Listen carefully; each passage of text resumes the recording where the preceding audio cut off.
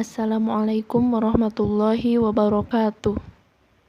Oke teman-teman, kita masuk ke materi qawaid atau tata bahasa kita hari ini dengan judul Al-Jumlah Al-Ismiyah. Jika di pertemuan-pertemuan sebelumnya kita sudah membahas tentang al-kalimah atau kata, nah mulai pertemuan hari ini kita akan membahas tentang al-jumlah. Lalu apa itu al-jumlah? Di dalam bahasa Indonesia, al-jumlah sering kita sebut dengan istilah kalimat. Atau di dalam bahasa Inggris, al-jumlah itu sering kita sebut dengan sentence. Sedangkan secara istilah, al-jumlah bisa kita artikan dengan susunan kalimat yang terdiri dari dua kata atau lebih dan memiliki makna yang sempurna. Di dalam bahasa Arab, jumlah ini terbagi menjadi dua bagian. Yang pertama jumlah ismiyah dan yang kedua jumlah fi'liyah. Tetapi di pertemuan kali ini kita hanya akan memfokuskan di pembahasan tentang jumlah ismiyah. Apa sih jumlah ismiyah itu? Jumlah ismiyah adalah setiap kalimat yang diawali dengan isim ataupun dhamir. Biasanya, jumlah ismiyah itu terdiri dari dua kata. Kata yang pertama kita namakan dengan mubtada dan kata yang kedua kita namakan dengan khobar. Perhatikan contoh jumlah ismiyah berikut ini. At-thalibu mahirun, yang artinya mahasiswa itu pintar. Kata at-thalibu itu adalah mubtada. Sedangkan kata mahirun itu adalah khobar. Selanjutnya kita bahas tentang ketentuan jumlah ismiyah. Ada dua ketentuan di dalam jumlah ismiyah ini. Ketentuan yang pertama yaitu mubtada dan khobar harus sama dari segi jenisnya. Artinya, jika mubtada itu bentuknya muzakkar, maka khobarnya pun harus muzakkar. Sedangkan jika mubtadanya itu muannats, maka khobarnya pun harus menyesuaikan muannats.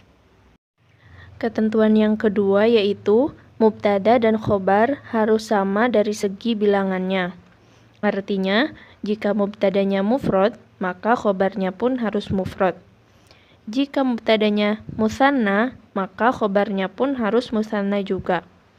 Dan jika mubtadanya jamak, maka khobarnya pun harus jamak juga. Perhatikan contoh-contoh pada tabel berikut ini. Contoh yang pertama, at-thalibu mahirun. At-thalibu ini sebagai mubtadanya dan mahirun sebagai khobarnya. At-thalibu adalah bentuk isim muzakkar mufrad, artinya satu orang laki-laki. Maka khobarnya pun mahirun harus bentuk muzakkar mufrad. Contoh yang kedua, at-thalibatu mahiratun. At-thalibatu sebagai mubtada dan mahiratun sebagai khobar. Kata at-thalibatu ini adalah bentuk isim muannats mufrad yang artinya satu orang perempuan. Maka khobarnya pun sama, harus bentuk muannats mufrad. Jadi kita tambahkan huruf ta marbutah di belakangnya. Contoh yang ketiga yaitu at-thalibani mahironi.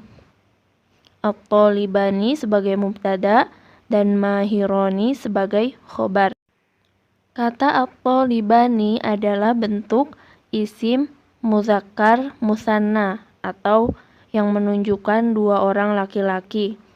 Maka khobarnya pun harus sama dalam bentuk muzakkar musanna. Maka kita tambahkan alif nun di akhir katanya sebagaimana yang sudah kita pelajari pada isim musanna di pertemuan sebelumnya. Contoh yang keempat yaitu at-thalibuna mahiruna. Kata at-thalibuna sebagai mubtada dan kata mahiruna sebagai khobar.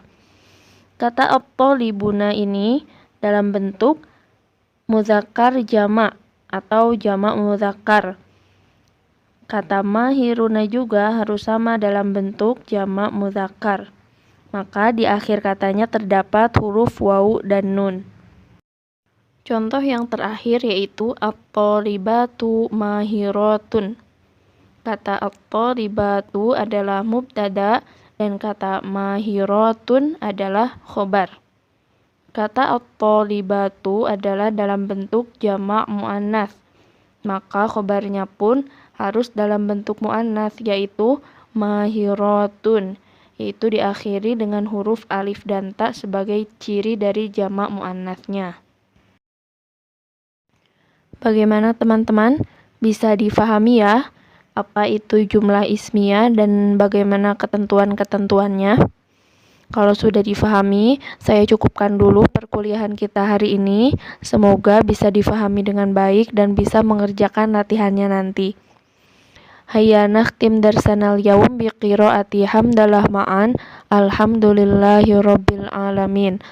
Syukran ala ihtimamikum wa istima'ikum. Al-afu minkum. Wassalamualaikum warahmatullahi wabarakatuh.